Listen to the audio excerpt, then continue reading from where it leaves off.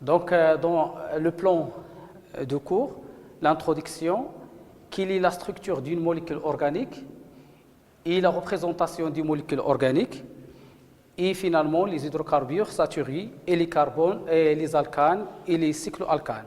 On va essayer à nommer comment nommer les alcanes, soit ramifiés, soit linéaires ou soit cycliques. Vous avez des molécules dans ce dispositif. La molécule 1, l'éthane, le 2-méthylpente de yen, 2-chlorobutane et 2-méthylpropane et cyclohexane et le propanol. Donc la question, quelle est la différence entre les molécules 1 et 2 et 3 et 4 et 5 et 6? Donc, qui ont en commun toutes ces molécules? D'abord, toutes ces molécules présentent un enchaînement d'atomes de carbone liés par des liaisons simples ou doubles et forment des cercles. Cet enchaînement constitue le squelette carboné de la molécule. Qu'est-ce qui distingue les molécules 5 et 6 et les autres molécules? Donc, les molécules 5 et 6 contiennent d'autres atomes que le carbone, l'azote et l'oxygène. Qu'est-ce qui distingue les molécules 1 et 2 et la molécule 3? Les molécules 1 et 2, les atomes de carbone sont liés par des simples liaisons covalentes, on dit qu'ils sont saturés. Par contre, la molécule 3, les atomes de carbone sont liés par une double liaison, on dit qu'il est insaturé. Qu'est-ce qui distingue les deux molécules 1 et 2? La chaîne carbonée de 1 est linéaire. Par contre, la chaîne carbonée de 2 est ramifiée. Et pour les autres molécules, la molécule 4, c'est une molécule cyclique. Elle appartient au cycloalcane. Donc voilà, première application. Vous avez des molécules A et B, C, D, E, F, G. Donc choisis parmi les molécules organiques, ci-dessous, les molécules qui ont une chaîne linéaire et ramifiée d'une part et une chaîne saturée et insaturée d'autre part. Bravo. Donc pour la molécule A, contient un doublet, c'est-à-dire elle est insaturée. Pour B, contient des liaisons simples, donc c'est une molécule linéaire et saturée. Pour C, contient une triple liaison, donc on dit qu'elle est insaturée. Pour E, c'est une molécule ramifiée. Et la molécule F et G sont des molécules cycliques. Donc, on va essayer à définir la formule brute, la formule semi-développée et la formule développée et finalement l'écriture topologique. La définition de la formule brute d'une molécule organique nous renseigne ça sur la nature et le nombre des différences, c'est-à-dire la formule brute donne des informations sur le nombre et les types des atomes constitutifs de la molécule. Elle permet de déterminer la masse molaire de cette molécule. On donne un exemple. Voilà la molécule d'éthane, C3H8. Elle contient deux atomes différents, le carbone et l'hydrogène. Donc, et le nombre, combien d'atomes? C'est-à-dire 3 atomes de carbone et 8 atomes d'hydrogène. C'est-à-dire, la formule brute donne des informations sur le nombre et la nature des atomes seulement. Et ensuite, la formule développée plane. La formule développée indique tous les atomes et toutes les liaisons entre les atomes carbone-carbone et les atomes carbone-hydrogène. Et aussi, on peut déterminer le nombre et le type des atomes qui constituent cette molécule. Pour la formule semi-développée, pour simplifier l'écriture, on peut, donc cette formule permet de déterminer la nature de liaison entre carbone-carbone et pas la nature de liaison carbone-hydrogène. Donc, pour la représentation topologique, la formule topologique est une représentation simplifiée pour simplifier l'écriture pour les gros molécules, donc dans laquelle les atomes de carbone et la majorité des atomes d'hydrogène ne sont pas représentés. L'écriture d'une formule topologique tient compte des particularités suivantes. Les liaisons carbone-carbone sont représentées par des segments. Les doublés liaisons sont représentés par des doublés segments. Lorsqu'un atome de carbone intervient dans deux liaisons successives, les traits qui représentent ces liaisons forment un angle environ de 120, ce qui correspond à l'angle de liaison des liaisons dans un carbone tétravalent présente possède une géométrie tétraédrique. Les groupements sont représentés ainsi que leurs liaisons, par exemple les composés oxygénés. Donc on donne un exemple de la molécule de l'éthanol. Donc on a l'écriture semi-développée de bétanol qui contient 4 carbones et un atome d'oxygène, c'est-à-dire le groupement fonctionnel. Donc, pour la représentation de l'écriture topologique, voilà la liaison carbone-carbone que l'on représente par un segment, mais les autres atomes qui sont différents au carbone et hydrogène, elles sont représentés par des symboles chimiques. Donc, application, donner l'écriture topologique des espèces ayant la formule semi-développée suivante. On donne un exemple. Pour la molécule A, vous avez des atomes carbone-carbone, donc on va représenter par un segment comme ça. On va compter le nombre des carbones 1, 2, 3, 4, 5, 6 qui constituent cette molécule. 1, 2, 3, 4, 5, 6. 1, 2, 3, 4. 1, 2, 3, 4, 5. Ici, carbone. 1, 2, 3, 4, 5, 6.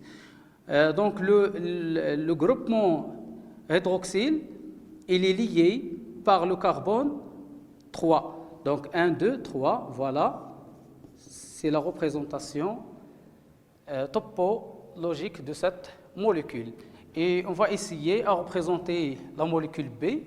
Donc, c'est une molécule cyclique qui contient 3 atomes de carbone. C'est comme ça.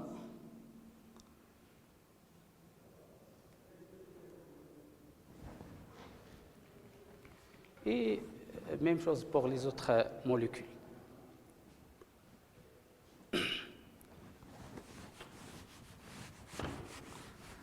On va essayer maintenant à étudier les molécules, les hydrocarbures saturés, les alcanes et les cycloalcanes, comment nommer les alcanes et les cycloalcanes. Donc, on va essayer, premièrement, par l'étude des molécules hydrocarbures saturés, les alcanes. Par définition, les alcanes sont des hydrocarbures, c'est-à-dire contiennent des atomes d'hydrogène et de carbone seulement. De formule brute, c'est NH2N plus 2, tel que N est toujours supérieur ou égal à 1, et positif. Leurs chaînes carbonées sont saturées et ne présentent pas de cycle. Leurs atomes de carbone sont tétragonaux, c'est-à-dire tétravalents. Donc, il y a des exemples. Par exemple, donc la formule brute qu'on a dit, c'est NH2N plus 2. Pour N égale à 1, on obtient le méthane. De formule brute, c'est H4. Si N égale à 2, donc C2H6, c'est l'éthane.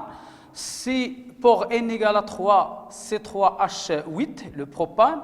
Si N égale à 4, donc c'est 4H10 pour le butane.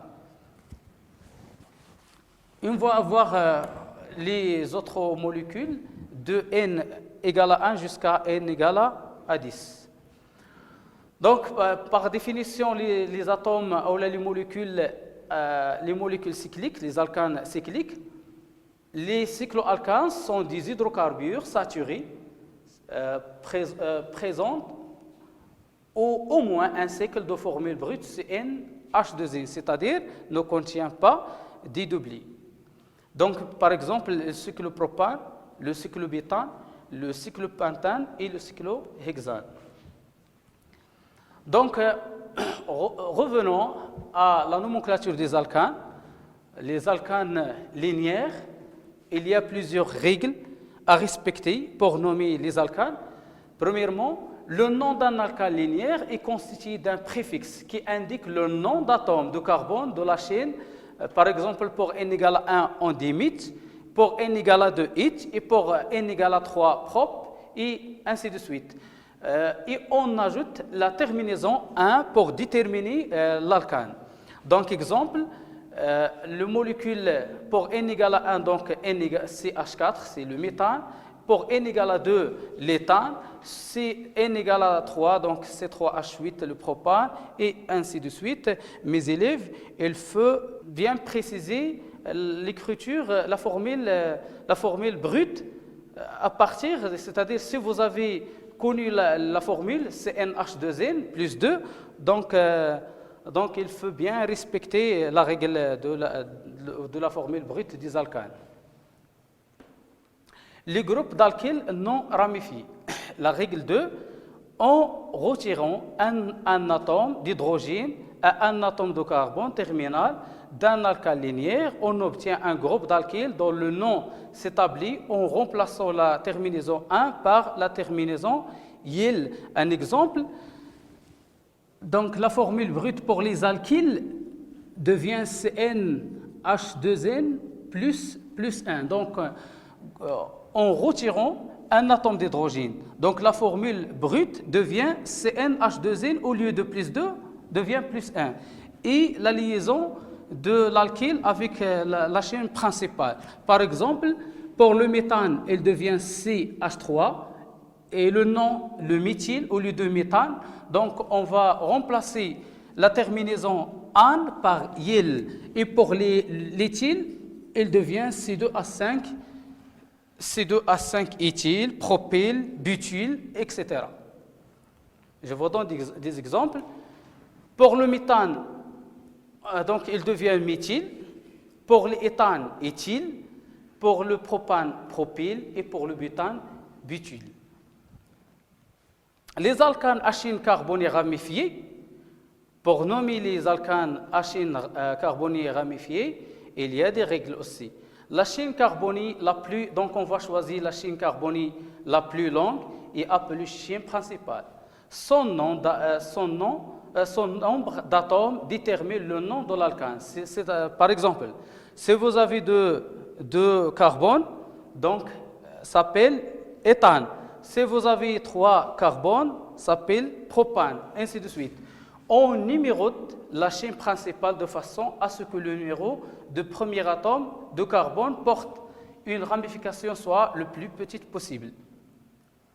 La règle 3, le nom d'un alcane ramifié est constitué des noms des ramifications alkyles pris dans l'ordre alphabétique, précédés de leur indice de position et suivis du nom de l'alcane linéaire de même chaîne principale. Donc, je vous donne un exemple. Donnez le nom de l'alcane de formule suivante. Donc, l'alcane que vous avez est un alcane ramifié, c'est-à-dire contient des alkyles, des ramifications. Pour nommer cet alcane,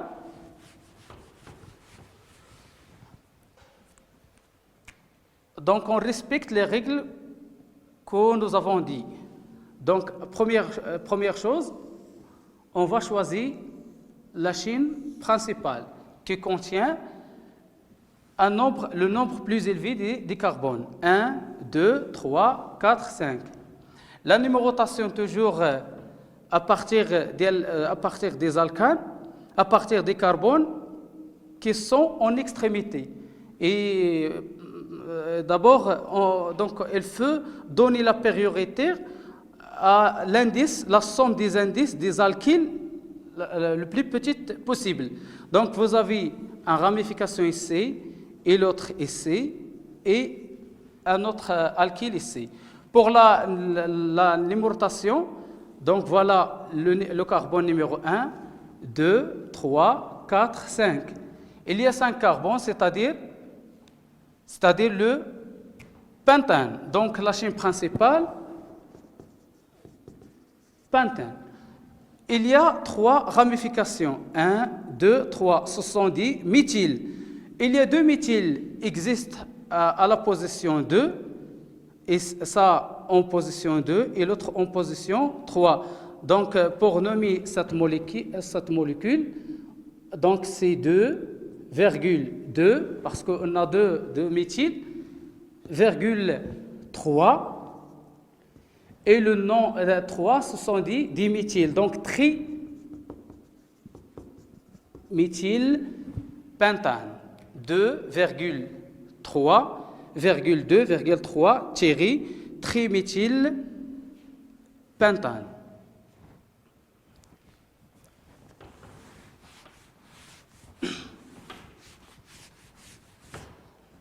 Donc voilà 2,3 triméthylpentane. Vous avez d'autres exemples à nommer. Donc voilà, c'est une molécule, c'est la molécule précédente qui contient 3 alkyles. 1, 2, 3, donc le nom 2, 3 triméthylpentane.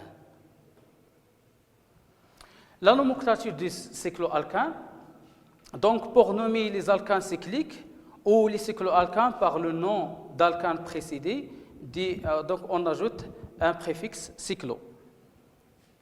Par exemple, voilà, il y a 3 carbones, 1, 2, 3, c'est le propane, donc on précède le préfixe cyclo, donc cyclopropane, cyclobutane parce qu'il y a 4 carbones, et c'est 1, 2, 3, 4, 5 carbones, c'est-à-dire pentane, donc cyclopentane et cyclohexane. Je vous donne maintenant un exercice pour appliquer les règles de la nomenclature des alcanes.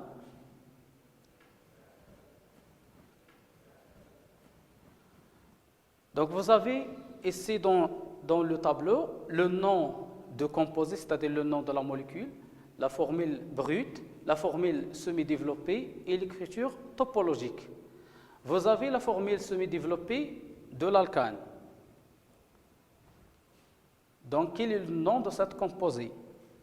Et quelle est la formule brute? Et quelle est l'écriture topologique? Donc, le nom de cette composée, premièrement, c'est un alcane ramifié, contient une ramification. Donc, pour nommer cet alcane, on va choisir la chaîne carbonée qui contient 1, 2, 3, 4, 5 carbones, c'est-à-dire le pentane. Très bien. Et on a un alkyle au carbone numéro 2. Et ce n'est pas 1, 2, 3, 4.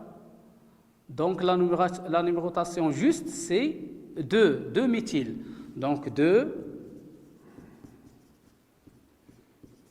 méthylpentane. La formule brute, on va compter le nombre des carbones, 1, 2, 3, 4, 5, 6, donc c'est 6, et le nombre des hydrogènes, on va respecter la règle ou la formule brute des alcanes. Donc c'est 6, H 2 fois 6, c'est-à-dire 12 plus 2, 14. 3 plus 3, 6, 7, 8, 9, 10, 11, 12, 13, 14. C'est bien. Pour l'écriture topologique,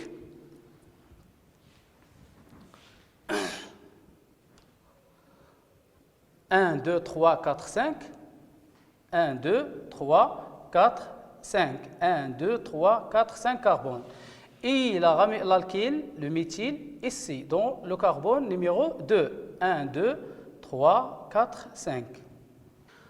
Mes élèves, est-ce que vous avez bien compris la nomenclature? Oui, c'est très bien. Donc, je vous laisse la suite d'exercices à la maison. Et merci de votre attention.